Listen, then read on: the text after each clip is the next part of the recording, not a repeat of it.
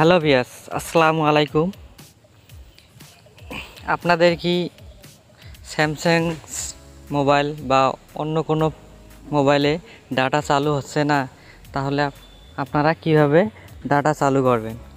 এর জন্য আপনাদেরকে প্রথমে সেটিং অপশনটিতে যেতে হবে।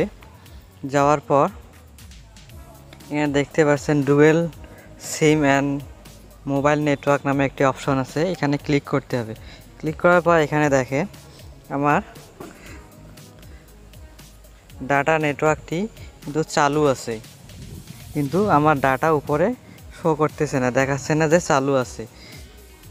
এটা আমরা কিভাবে চালু করব? এর জন্য আমরা একটু নিচের দিকে যাব। নিচের দিকে আসার পর আমরা এখানে দেখতে পাচ্ছি দুইটা সিম দেওয়া আছে। এই সিমে আমরা যে কোনো একটি সিমে আমরা ক্লিক করব। ক্লিক করার পর এখানে দেখেন একটি অ্যাক্সেস পয়েন্টটির নাম আছে। এই অ্যাক্সেস পয়েন্টে আপনারা ক্লিক করে দেবেন।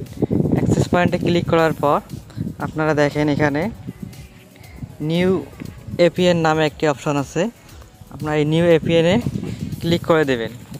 এখানে ক্লিক করার পর উপরে দেখেন একটি নেম লেখা আছে আর একটি এপিএন লেখা আছে। আমরা প্রথমে নেমে ক্লিক করব। ক্লিক করার পর এখানে আমরা লিখব জিপি ইন্টারনেট।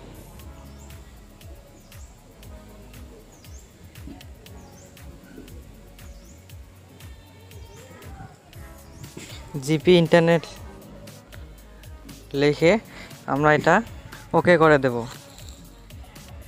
ওকে করে দেওয়ার পর আমরা 2 নম্বর অপশনটিতে যাব, এপিএন। এখানে লিখব আমরা শুধু জিপি, লিখে ক্লিক ওকে করে দেব। ওকে করে দেওয়ার পর ডান দিকে একটি দেখেন ডান লেখা আছে, আমরা এই ডানটে ক্লিক করে দেব। ক্লিক করে দেওয়ার পর নিচে দেখেন একটি কনফার্ম লেখা চলে এসেছে, অ্যালার্ট। আমরা এই কনফার্মে ক্লিক করে দেব। ক্লিক করে দেওয়ার পর দেখেন সাথে সাথেই আমার সিমের ডাটাটি কিন্তু চালু হয়ে গেছে। আপনারা এইভাবে আপনাদের মোবাইলে ডাটা চালু না হলে চালু করে নিতে পারেন। বিশেষ করে স্যামসাং মোবাইলে কিন্তু রিসেট করার পরে এই অপশনটি থাকে না। এটা আপনারা এইভাবে চালু করে নিতে পারেন। ভিডিওটি ভালো লেগে থাকলে চ্যানেলটি একটি সাবস্ক্রাইব করে আমাদের সাথেই থাকবেন।